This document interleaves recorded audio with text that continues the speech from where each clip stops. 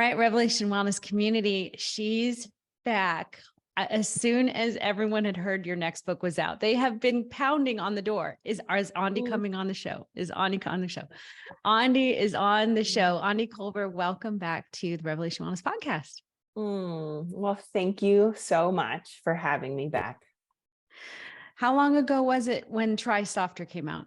Was it 3 years ago? 2 years ago? 3 years in January. Okay, 3 years in January. And just, you like hit the title gold mine on that book. Don't you think? I really think you did. The Try Softer. I love that title. Absolutely. It's a favorite for sure. But this title, the new book, you guys, if you haven't heard, her new book is Strong Like Water. And you've done it again.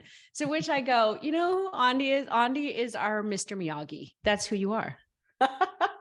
If you want to know the Karate Kid, and it's like, this is the way. Try softer, strong like water. Listen, I accept. I love Mr. Miyagi, and I love that. And I love that it resonates. And I love words. I love working with the body. And I was just talking about this with a different group of people, that there's something really satisfying to me about being able to use words and work with our body and how they meet and when they meet in the ways that they can. There's like this completeness, and I love that's so cool. So thank you. Thanks for saying what you did about those titles. Yes, you impact with your words, and you really grab. You're at the heart of people, like wanting to just compassion and kindness and giving them something maybe in a way that isn't that jarring. Nobody needs to try harder or muscle down and white knuckle and do all the things. God has really written a message through you that it's like this, I call it like a Jedi Jesus move. You're not expecting it. It just comes and you're like, oh, wait a minute. I did not see that. And this book does not disappoint. Strong like water. So why this book? You Try Softer. We got the message there. What was written on your heart here to get out into the world with this book? Yeah. Well, I think there's multiple things. I mean, in many ways, in almost the same respects that I think that Try Softer was this book that I had been writing in many ways my whole life. It wasn't until later that I brought all the words together, but I mean, it was being written in me. And I think in many ways, so that has been true for Strong Like Water too. It's almost like, just like that sense of, to go with the Mr. Miyagi, sort of comparison, like the yin and the yang of, but even just like the way that God makes us as full people. And so that there's this sense of, I think in Try Softer, really addressing from a very base level, like that need to experience compassion and safety, to develop that we have that safe landing place no matter what. And in many ways, I think I personally needed to start there and oftentimes end there, Yeah. But it's like Strong Like Water for me is it's my attempt to almost like pull back the camera. Like it's like Try Softer, I think we zoom in a way, but Strong Like Water is like we pull back, and it's like the full scope of our humanity, the full scope of, our intensity and our sometimes I talk about, fierceness, and I very much have those parts of myself, and they haven't gone away, and nor do I want them to. Yeah, that's good. Yeah. So this journey of learning to, honor the fullness of our humanity, and also learn to listen attentively to say, okay, what is needed so my body feels safe enough so I don't have to come from a place of survival. Like, I can be fierce, but how can I be fierce in a way that honors wholeness, that honors, for the sake of wholeness, not just to survive. Yeah. Or because I can, or because it does get me by. It does get me by those responses, however you have learned to cope for safety. And always say safety is so kind. Like, that's good that you have survived this far. It's so kind that we can even have that those mechanisms to stay alive and breathe and go another day. But that upside down, inside out approach to this healing process is something that you bring every time in a book. And it just makes you go, huh, okay. Your voice is safe in how you write, and your approach is so good. Okay. So who would get this book? Who would be the person that you wrote this book for? Yeah. Well, I think who I'm writing primarily to is the person who wants to grow, wants to transform, and particularly maybe even wants to make sure they can bring their faith with them. But those things have not always felt accessible to them. Like the things that perhaps, there's maybe not that there's not some good advice out there. I think there can be.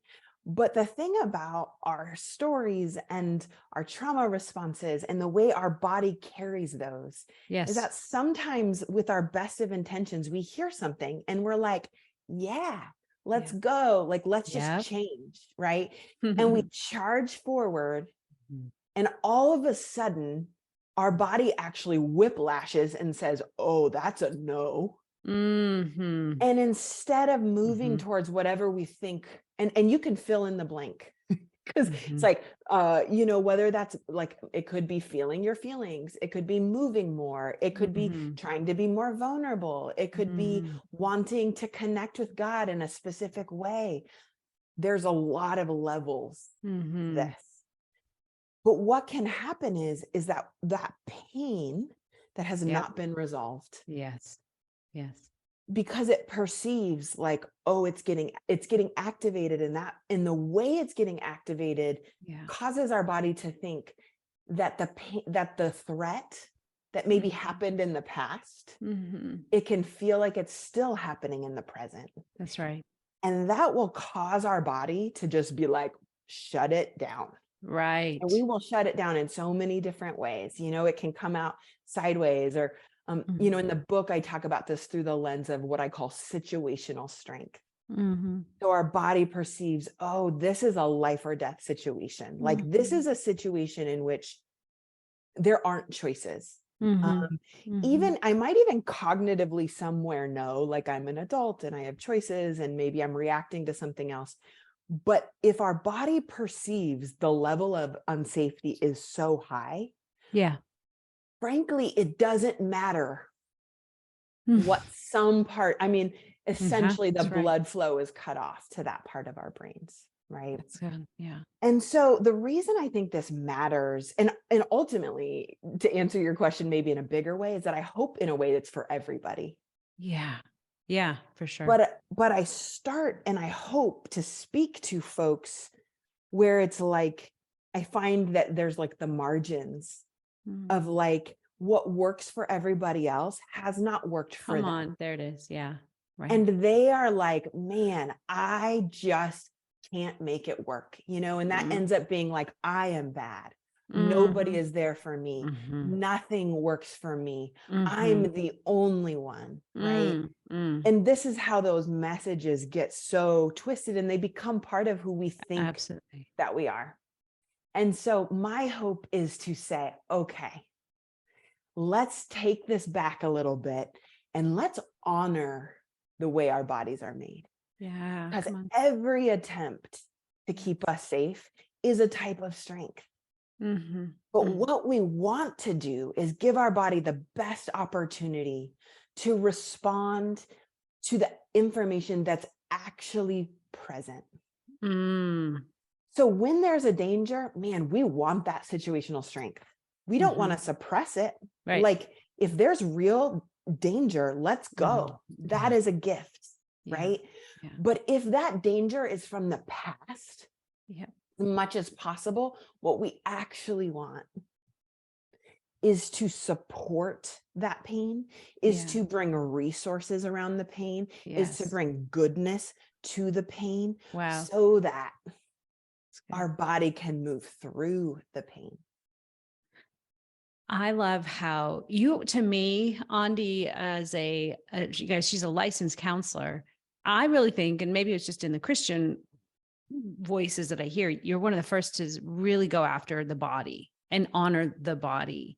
And you know, that's why I feel like we're kind of yin to the yang. I think you are a talk, you know, in talk therapy that moves into the body. You don't disregard the body. And I probably meet with people body wise because they're coming with their body aches, pains, dissatisfaction, disappointment.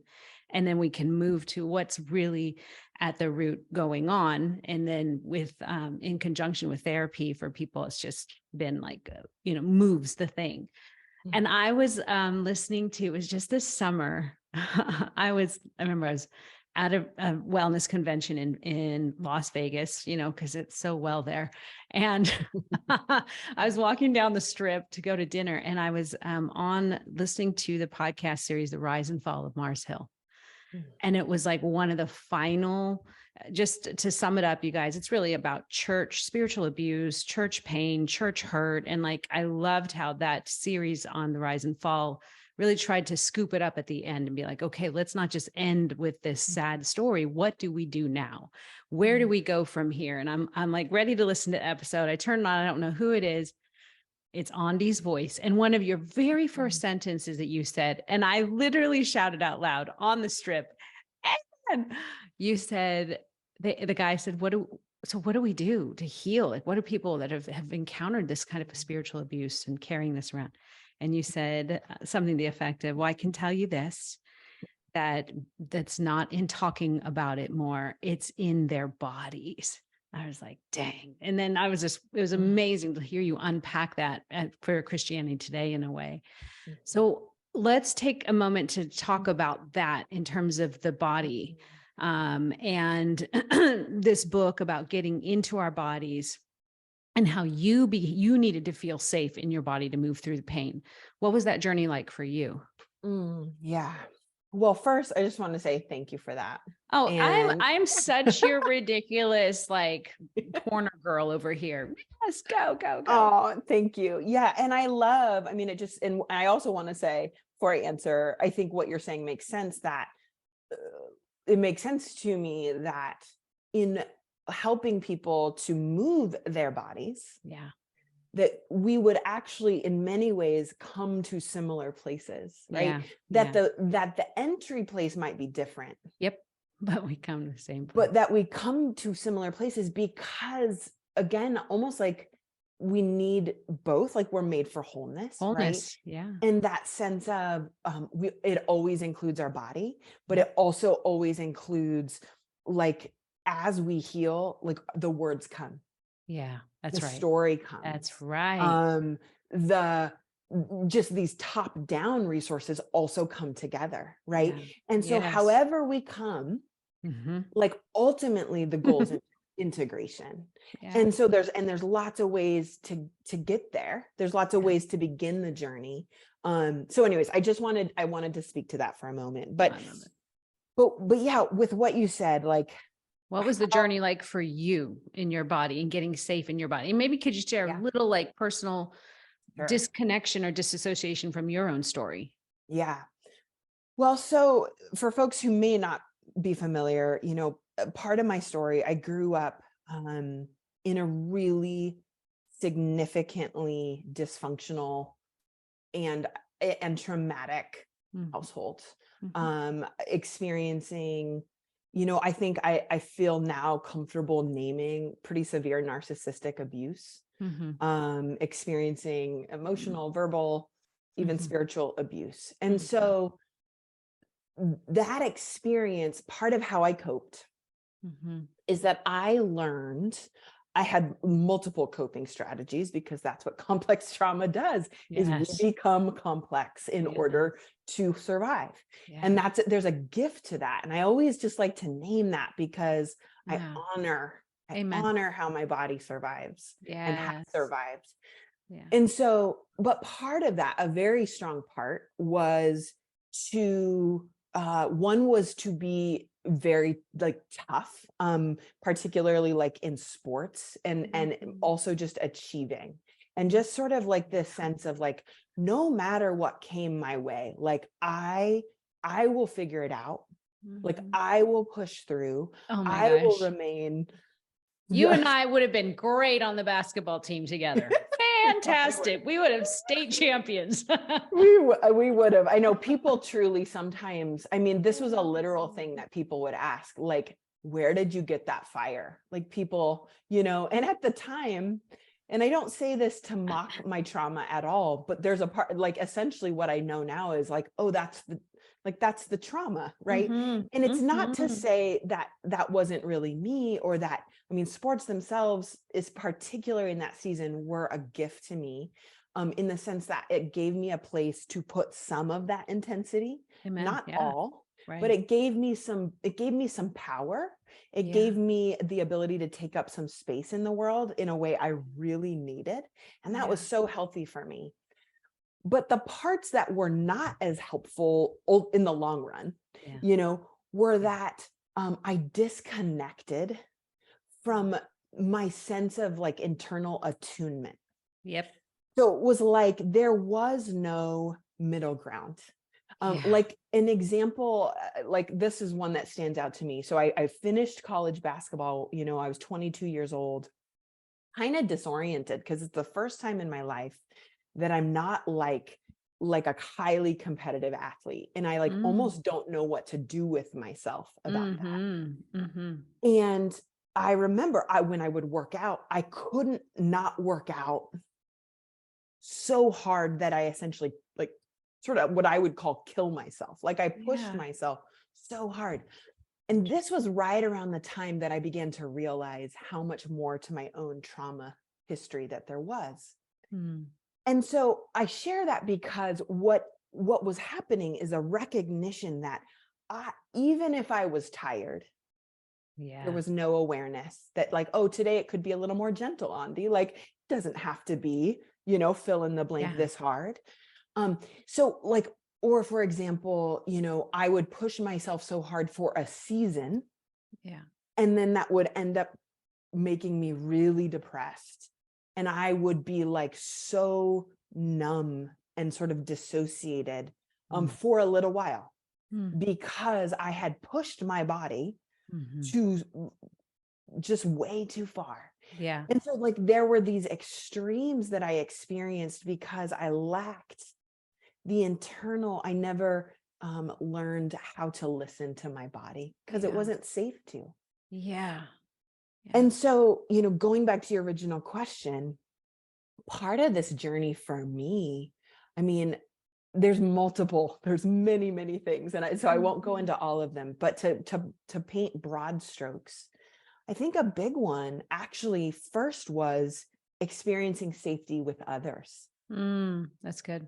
Because I didn't have the safety in me. And what I mean by that is that my parents, from an attachment perspective, weren't able to provide me with a secure attachment. And because that was true, when we're an adult, that's what we pull from to be able to say, hey, Aundi, you're tired.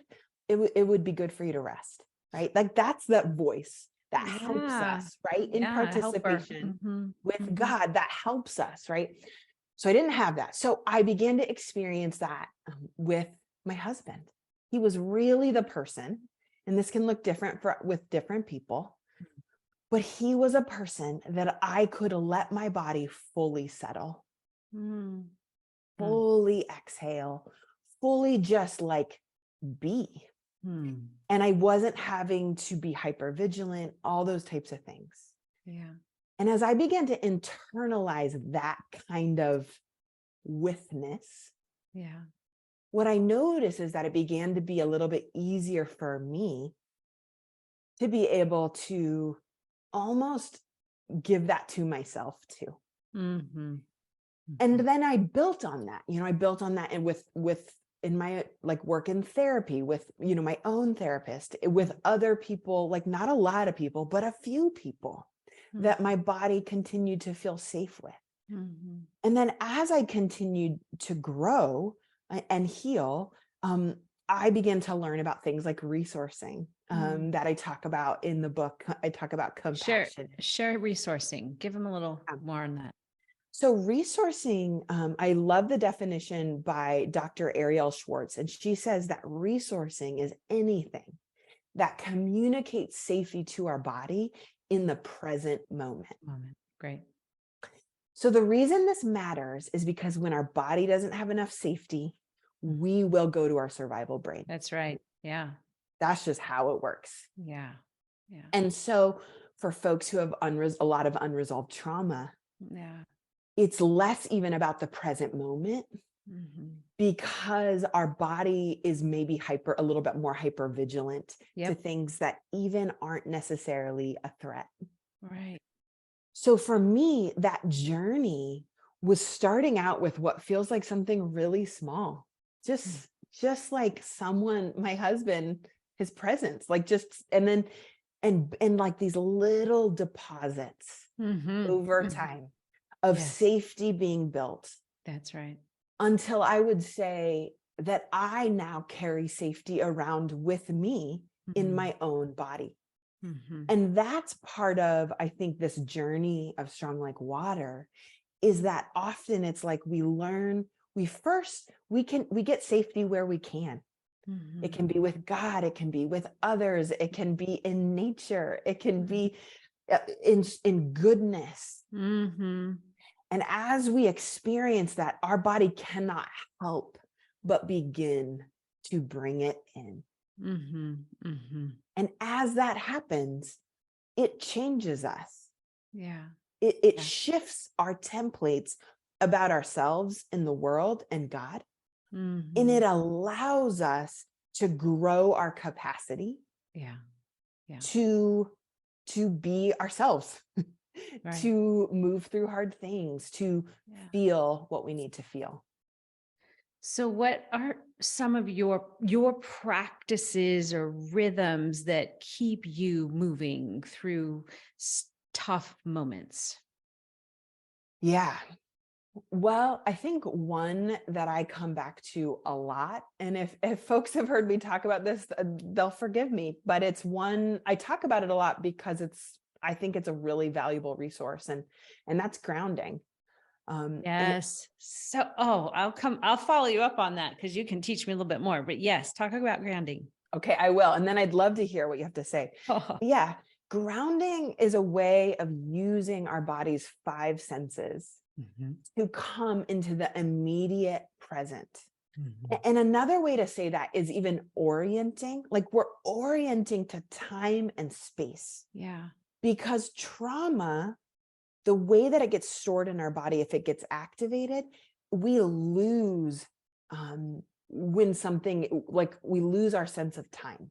We Yeah. can't tell if something is past or present. Yes. And so orienting communicates safety, grounding communicates safety to our bodies by really bringing us in to that immediate present that, God willing, Yeah. actually is a safe place to be. Yes. Yeah.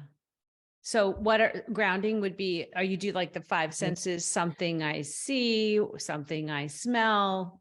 It could be that. So here's what I'll say. Grounding can look a lot of different ways. So that's a great one. It's easy to Okay. remember. Yep.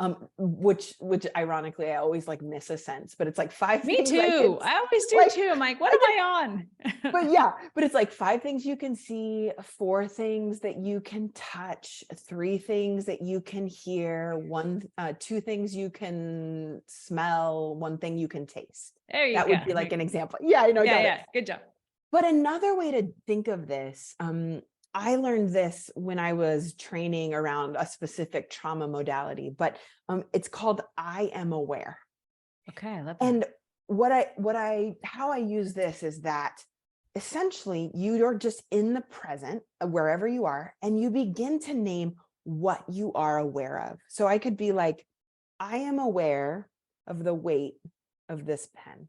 Mm, I am aware of the light gray and the black on this pen. I am aware of the smell of my chai tea. mm. So you keep going. Oh, good. And here's what I want folks to hear about this is that the more activated your body is, Mm-hmm. the more you may need to continue to come into that present moment using grounding. Yeah. So that's why I like to say, even though I think naming using the 5 senses and all that, like going 5 and all the way down is great. Honestly, sometimes we need more. Mm-hmm. Like sometimes our body is so activated. And so I like to think of this like you're layering resources. Yeah. Right. You're putting, it's like you've got a really fragile piece of china. Mm-hmm. Okay.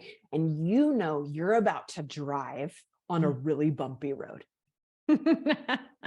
So one piece of a sheet is not enough to keep Yeah. that china safe.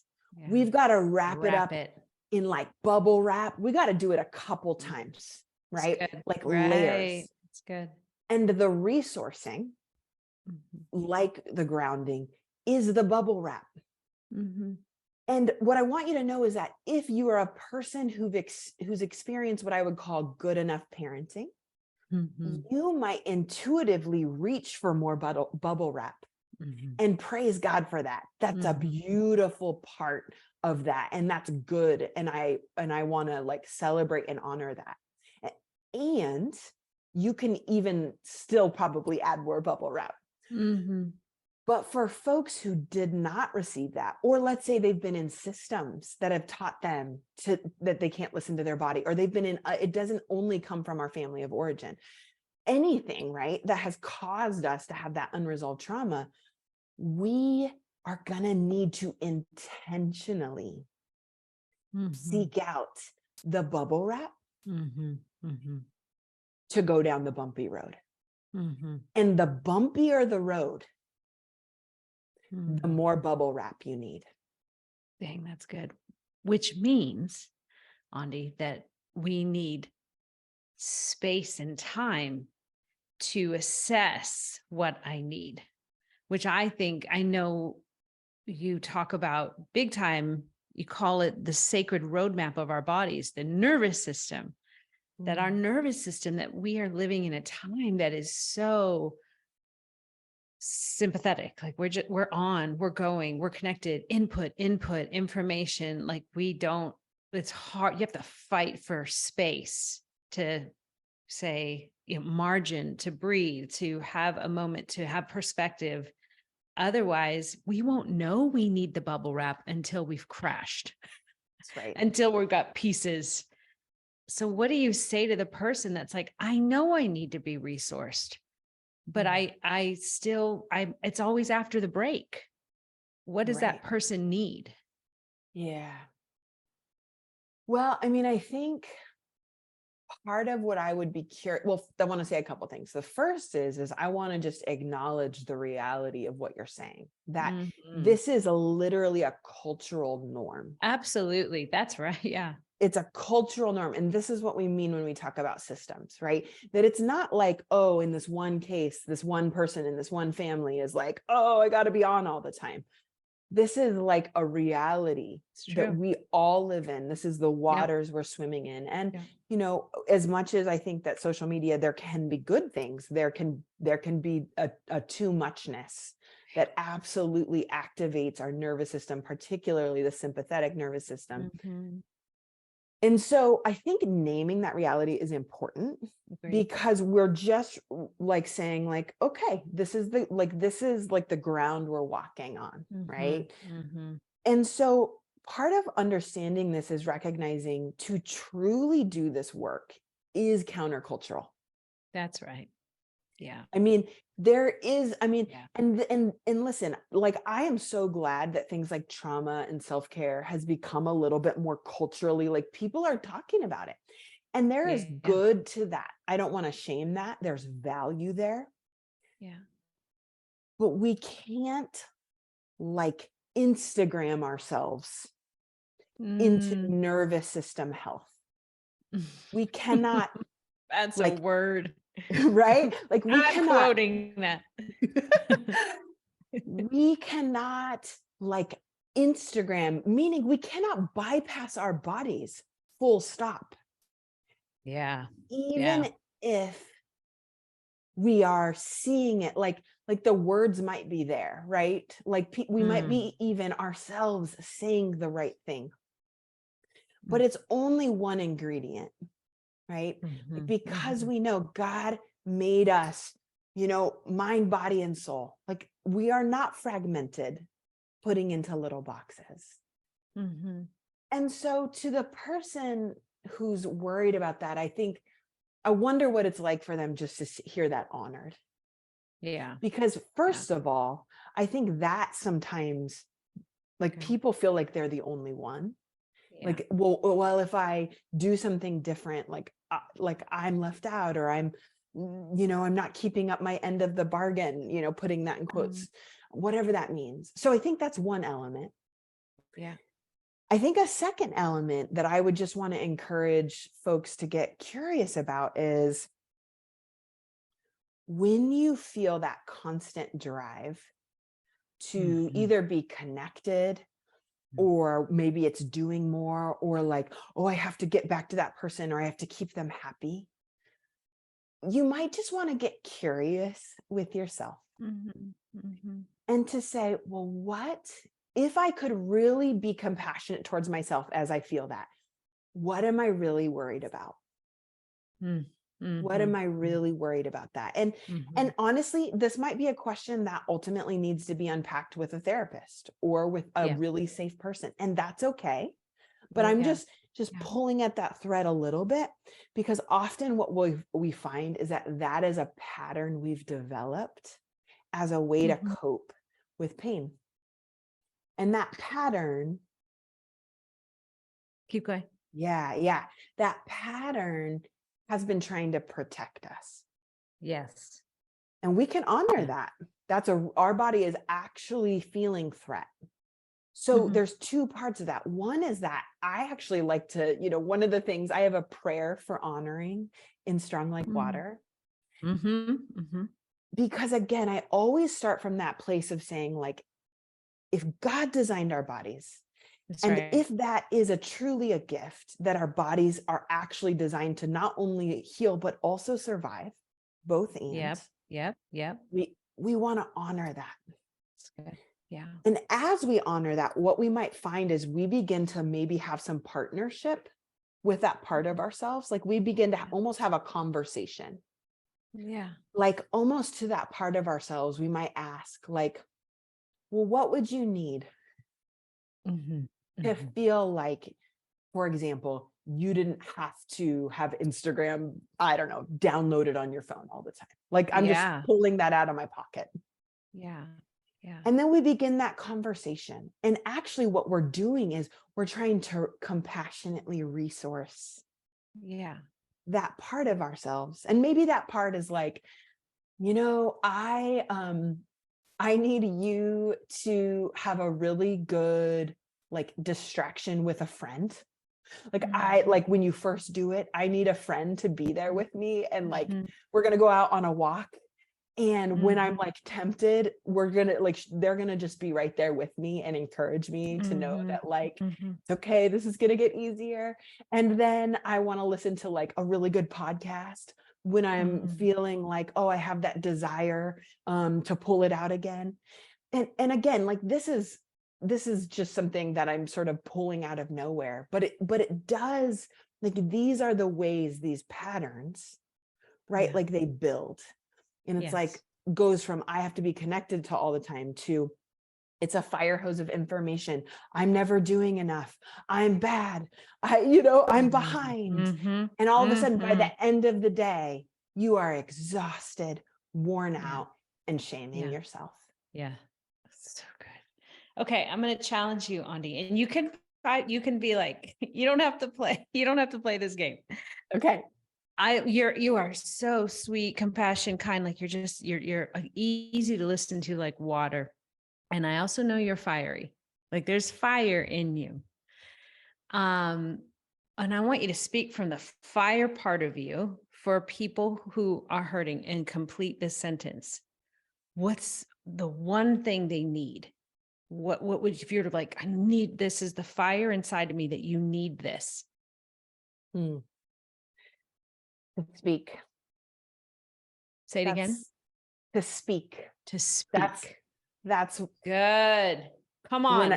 When I feel that fire, I mean, and again, like I do want to just honor that might look different, but I very much did connect with that fiery part of myself. And what I could speak to both in my clinical work, but also from my own journey, is how often, and I think this is particularly true for women, but it's not just women, that God-given, like that voice is connected to things like self-advocacy, things like having an opinion, things like taking up space. And again, taking up space is not all verbal, but there is an embodied, even the voice there, the ability to set a boundary around the space that's needed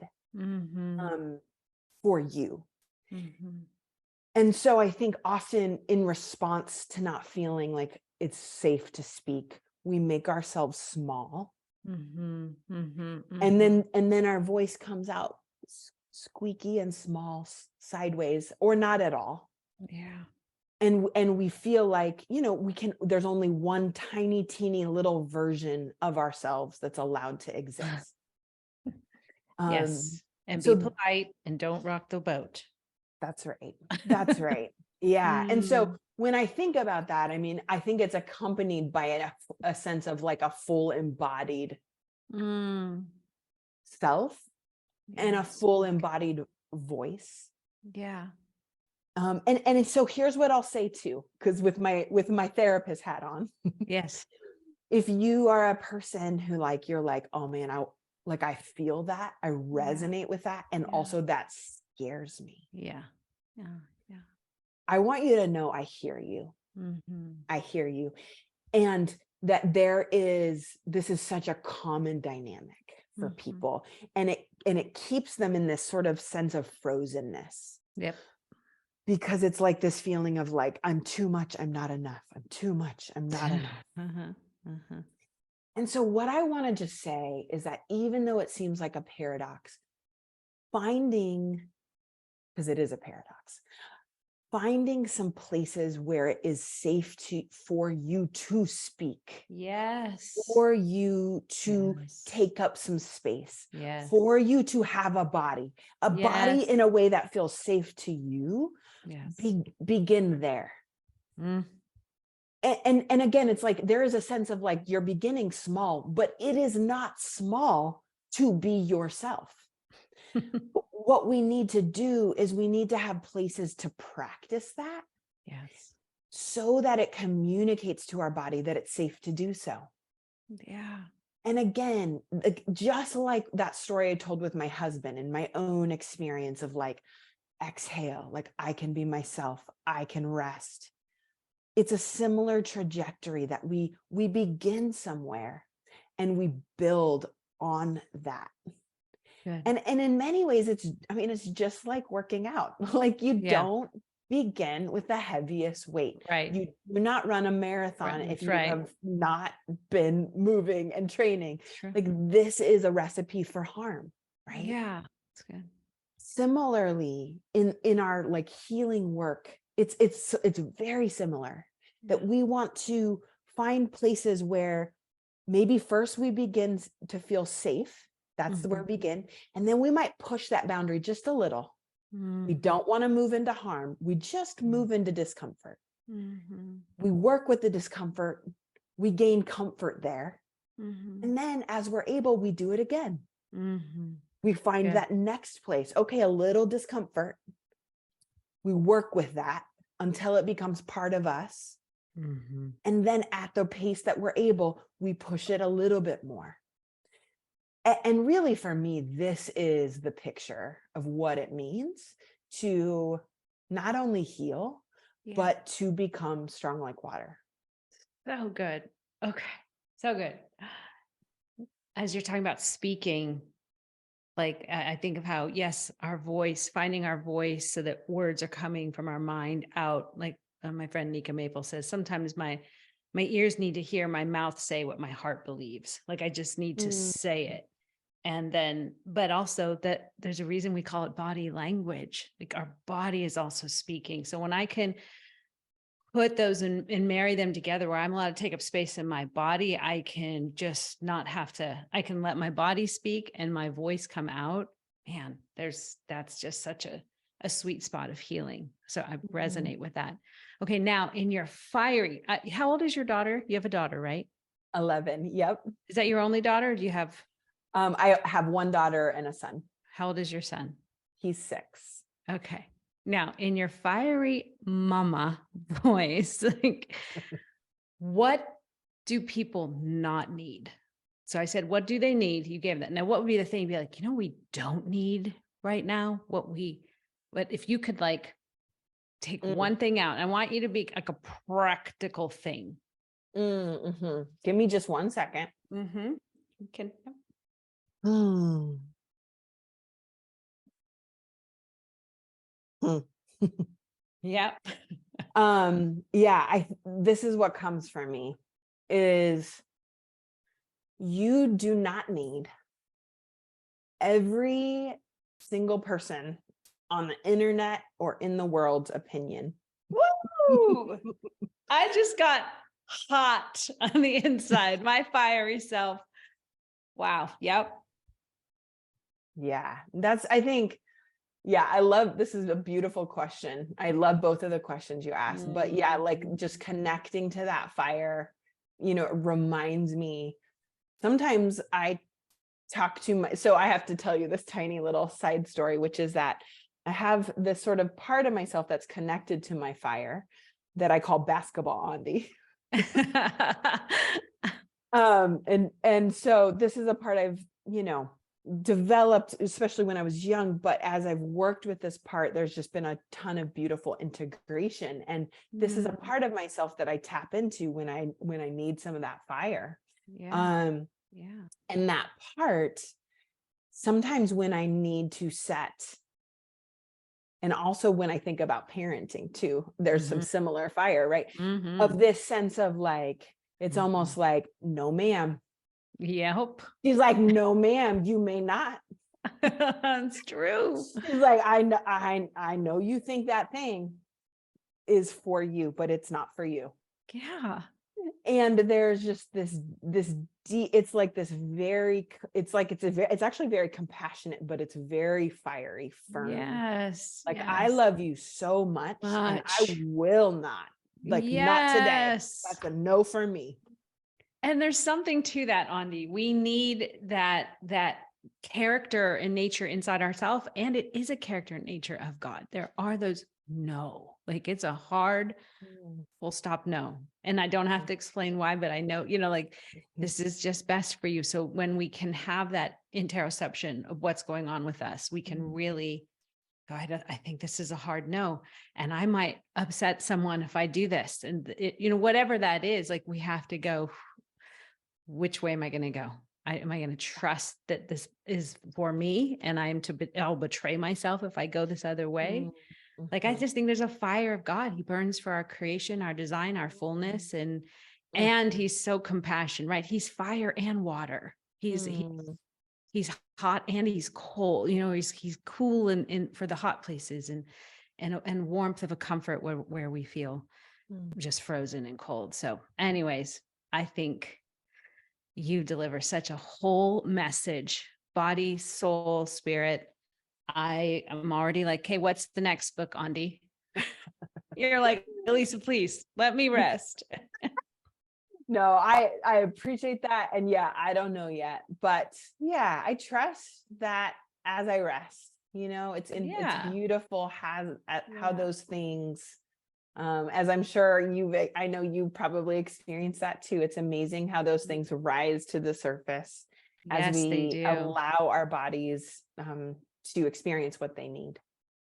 And it's the best way to write, like for messages. I I don't want to be someone who feels like I have to crank out the next message and crank out the next message because there's money to be made, or there's, there's opportunity to be had. I'm like, nope, it has to come from oh, I'm burning with this right now. And I think it's time to get it out of me. And you only get that when you go quiet, draw in, find that space and margin, and not get on it's okay if the bus is pulling away without you for the next, whatever, inviting you to go somewhere. It's like, nope, I'm going to stay back and rest. So I know you will do that. Okay. Aundi, quick, fun questions, rapid fire in closing. First of all, you guys, you can go get the book anywhere books are sold, but Aundi also has an online newsletter community, aundikolber.com, right? Yep. I do. Explain what that is. I've got some free videos and resources on my website if folks want to sign up for that. But then also, my newsletter is just a great way to stay up on, like, I send out various resources and things like that. So I'd love for anyone who's interested to join. AundiKolber.com. We'll put everything in the show notes, guys. So we're going to give you all the things you need. We're going to resource you. Yes. All right. Aundi, favorite way to move your body, right? Like in this season, what's your favorite way to get in your body and move it? I'd say the most common is honestly walks. Walks. But yeah, I love walking. But also my favorite way in the last year is skiing, because I also love skiing. Snow skiing or water skiing? Snow skiing. Yep. Where do you live? There's snow wherever you live. Yeah. So I now live in Western Michigan, and I can still ski here, but I used to live in Colorado. We moved last June. So great skiing there, but we actually have a really cute little ski hill, not too far from where we live now. It's not a Colorado ski hill. But what I realized this last year is how much I think it's the bilateral movement on both of them. Yes. And so, yeah, that's a favorite. We didn't even get a chance to talk about EMDR, talking about bilateral. We'll have another time. We're going to have to do it. Yep. I'm going to have you back just to come talk about that, because I want to hear, that's like your specialty, right? Like what you really pull out and use. Yes. Mm-hmm. Okay. Your favorite, like if you're going to put on a comfortable athletic leisure clothing, where do you go to get it? Athleta. I'm always interested in this stuff. Athleta. Me too. Yes. Like good Athleta. And coffee, tea, or kombucha. What's your go-to in this season? Coffee. Tea. Oh, coffee. Tea in the afternoon. Coffee in the morning. In the day. Yeah.